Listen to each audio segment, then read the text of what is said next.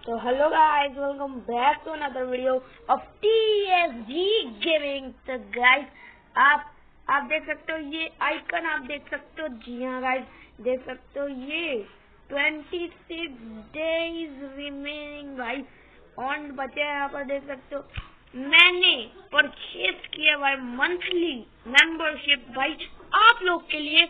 और मैं आपको एक बड़ी चीज बता देता हूँ भाई, लक रॉयल चले। देखो भाई, मेरे पास सिर्फ 4 स्पिन्स बचे हैं और ये 4 स्पिन्स ये 4 स्पिन्स का वीडियो भाई जल्द ही लाने वाला हूँ।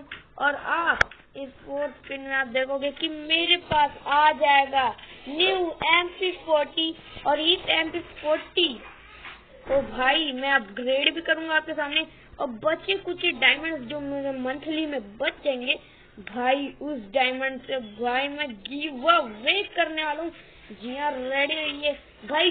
टीम कोड्स गिव अवे होंगे, कस्टम कार्ड्स गिव अवे होंगे, वर्ल्ड चैट गिव अवे होगा भाई, आपसे क्वेश्चन भी होगा भाई गिव अवे।